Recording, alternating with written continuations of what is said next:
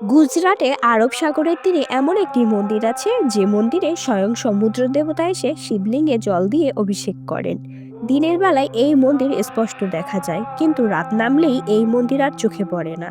সূর্য ডোবার সঙ্গে সঙ্গে সমুদ্র ধীরে ধীরে এগিয়ে আসে আর অদ্ভুতভাবে মন্দিরটিকে নিজের জলের নিচে ঢেকে ফেলে। ভোরের আলো ফুটতেই মন্দির আবার আগের মতোই দৃশ্যমান হয়ে ওঠে। এই রহস্যের পেছনে রয়েছে এক ভয়ঙ্কর অসুরের কাহিনী। তার নাম তারকাসুর। সে ছিল অসুর হলেও মহাদেবের একনিষ্ঠ ভক্ত। দীর্ঘ তপস্যার পর মহাদেব তার সামনে আবির্ভূত হন। হে তারকাসুর, তোমার তপস্যায় আমি প্রসন্ন হয়েছি।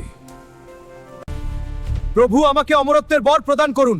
তারকাসুর, তুমি কি এর যোগ্যতা? হ্যাঁ প্রভু, আমি যোগ্য। আমার পুত্রের হাতেই তোমার মৃত্যু হবে। বর পাওয়ার পর তারকাসুর ভক্তি ভুলে অহংকারে অন্ধ হয়ে যায়। সে দেবলোক আক্রমণ করে, দেবতাদের স্বর্গচ্যুত করে।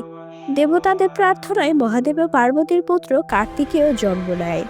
দেবসেনাপতি হয়ে তিনি নিজেই তারকাসুরের সঙ্গে যুদ্ধে অবতীর্ণ হয়। ভয়ঙ্কর যুদ্ধের শেষে কার্তিকেয়র হাতেই তারকাসুরের বধ হয়। তারকাসুরের মৃত্যুর পর তার বংশধররা সমুদ্র তীরে এসে মহাদেবের কাছে ক্ষমা প্রার্থনা করে। তাদের প্রার্থনায় সন্তুষ্ট হয়ে মহাদেব সমুদ্রের বুকে স্বয়ম্ভূ শিবলিঙ্গ রূপে আবির্ভূত হন। এই শিবলিঙ্গই পরিচিত হয় স্তম্ভেশ্বর মহাদেব নামে। লোকবিশ্বাস অনুযায়ী দিনের বেলায় মানুষ এখানে শিব পূজা করে, আর রাত হলে সমুদ্র দেবতা নিজেই শিবলিঙ্গে জল ঢেলে অভিষেক করেন। এই কারণেই রাতের জোয়ারে মন্দির সম্পূর্ণভাবে জলের নিচে হারিয়ে যায়। আরও পৌরাণিক কাহিনী পেতে রাধিকা চ্যানেল সাবস্ক্রাইব করে পাশে থাকুন। হর হর মহাদেব।